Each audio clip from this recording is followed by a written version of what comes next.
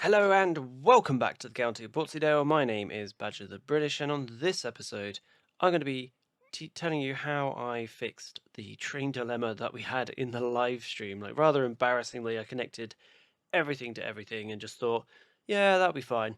And it absolutely wasn't. It caused sheer pandemonium, loss of money, loss of people moving out, and lots of panic. So, this is how I solved it and created this rather smooth functioning train line system within my city. So let's start off with cargo and the cargo region down here. Now I've divided it by divide and conquer method of having an external train line and an internal train line. So let's go over the internal train line first. So it starts out here in the port, comes round.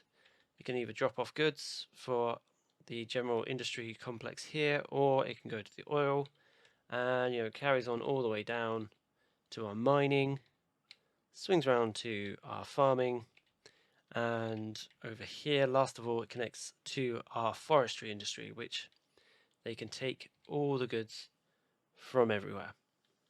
If you saw the live stream, you would see that like our traffic was backed up all the way here. Like there were so many trains trying to get in and out, and it was just absolutely clogged. There was a train every square inch of this track. Even the bypass here was clogged up, and the trains were clogged up here. And what's a very important detail is that when these two lines met, this was like a cross in between. So trains would have to wait for each other. But now we've made a tunnel that goes down, so our cargo trains can just bypass our passenger line. And the passenger line is much more quieter now that I say that and then it just kicks up. So this is our external passenger cargo line here. You can see they're not stopping. They don't have to stop. They can just swiftly move by each other, and they're not interfering with each other. So there's a lack of friction there. So it makes the whole thing smoother. Got rid of our passenger station here because everyone was using the subway entrance anyway. So there's no point in this. Yeah, so we got rid of that. Made sure that this was just a cargo only line. Now here comes a biggie when it comes to this line. We've done the same principle as before over there where the two lines, the external and the internal line meet, so it goes into a tunnel here and pops out here.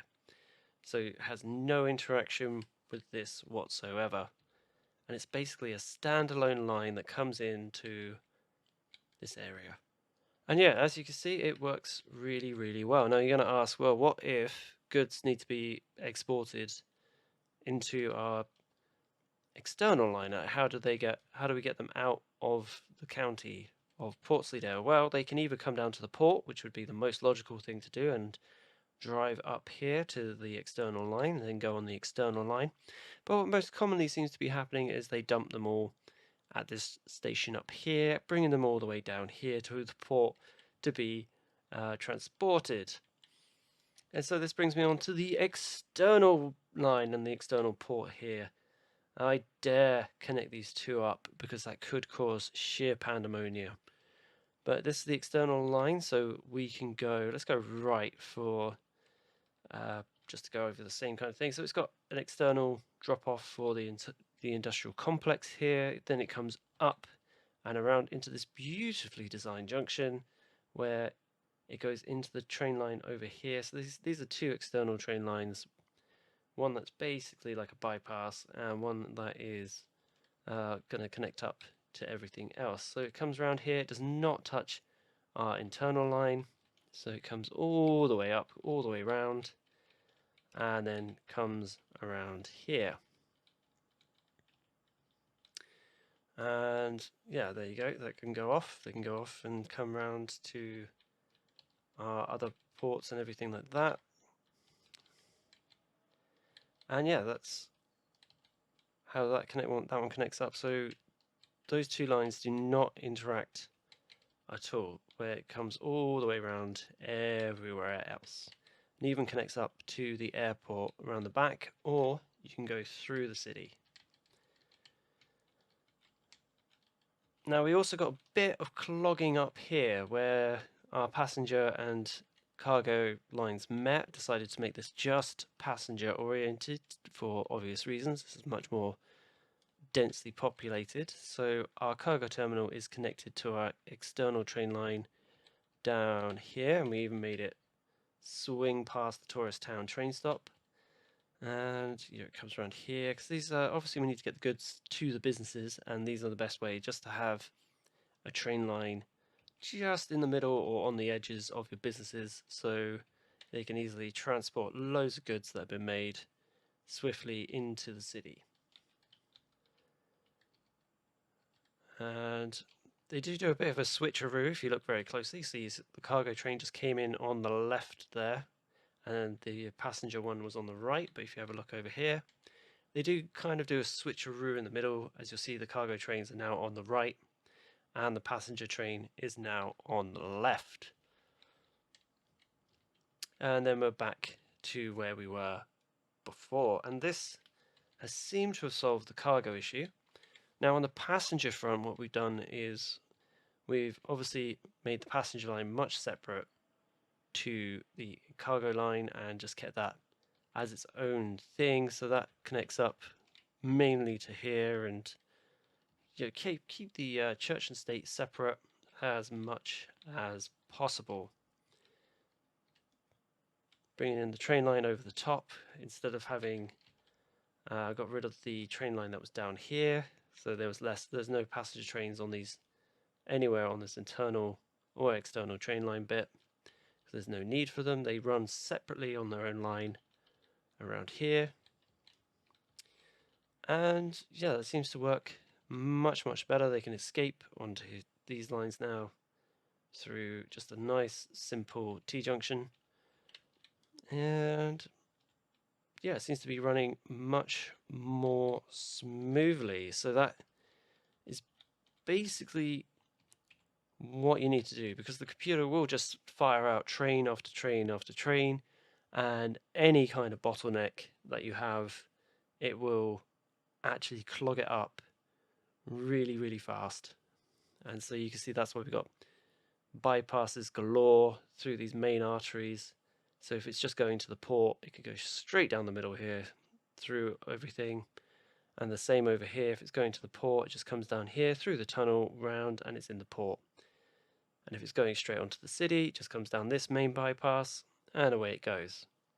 Where if it's stopping, it can just come in, stop off, and then even then it can go off to the port or off to the city.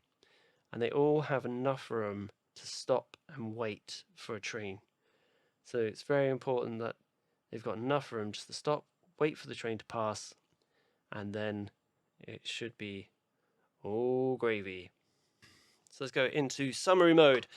So I believe that answers the question of how I fixed it. I did it straight after the live stream, so I was up until about 1 a.m. building all these trains and train lines and stuff. And yeah, it's working much more effectively than it did before.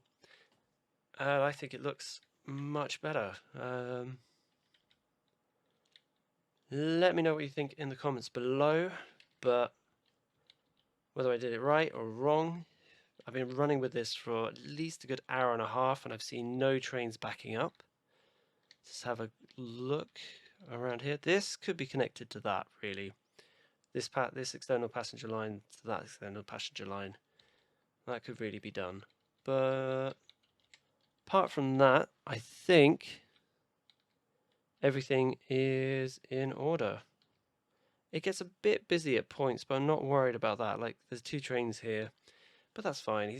There's plenty of room to send him on his way back. See, there's now a 3rd one joining, but the first one's gone, the second one's going in, so there's only still 2 trains waiting. Yeah, just made everything nice and smoother.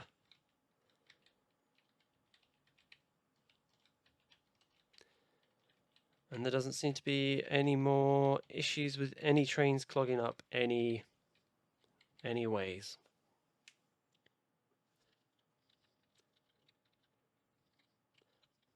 So that would do it for this episode of Train Watch. This can be quite busy as well, but there's a lot of room for the trains to go and wait down this line before they get served and serviced. So yeah, I think I'm just going to leave you with the nice overall pictures of our internal train line on the right here and our external train line on the left. And I think it's got a nice balance between how many stations and the area it's serving on each line, so they won't ever get overrun.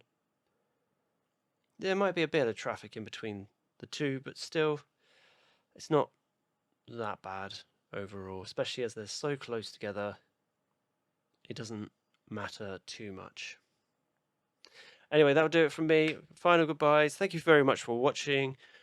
Keep safe out there, and joy be to you all. Bye! I hope you enjoyed that, and remember to like, subscribe, and maybe even hit that bell notification button so you don't miss out on the next episode. Oh, we've still got some seconds.